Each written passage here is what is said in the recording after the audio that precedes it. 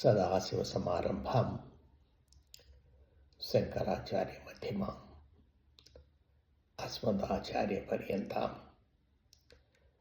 వందే సద్గురుం సాయినాథం. సదానిమృష్యస్య మూలాధివాసాత్ సుధాశ్రావణం తిక్తమప్యాప్రియంతం తరుణ్కల్పవృషాధికం సాధయత్తం నమామీశ్వరం సద్గురుం సాయినాథం. నేను ఈ మధ్య కొన్ని వారాల పాటు దివ్యక్షేత్రమైన అరుణాచలంలో గడిపాను.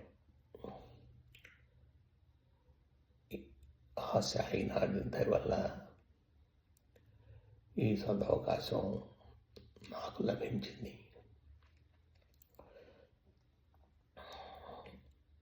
ఆ క్రమంలో రోజు నేను రమణాశ్రమానికి వెళ్ళి ధ్యానం చేసుకునే సదవకాశం లభించింది.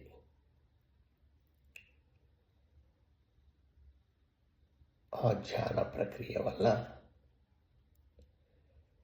నేను తెలుసుకున్న విషయాలను మీకు తెలియజేయాలని ఈ చిన్న వీడియో చేస్తున్నా.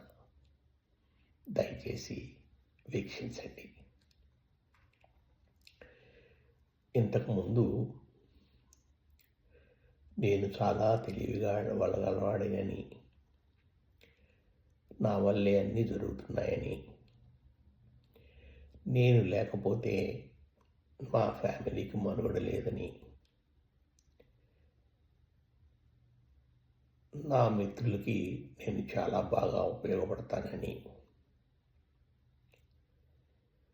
చాలా కష్టపడి బోల్డ్ ఆస్తి సంపాదించానని అనుకునేవాడిని. అదంతా తప్పని తెలుసుకున్నా. అలా అనుకోవటం మూర్ఖత్వం అని అవగతమైంది. ఆ సాయినాథుని దయ వల్ల, కరుణ వల్ల నేను ఇవన్నీ సాధించాననే విషయం తెలుసుకోవడానికి చాలా సంవత్సరాలు పట్టింది. నాకు 60 ఏళ్ళు దాటిన తర్వాత కానీ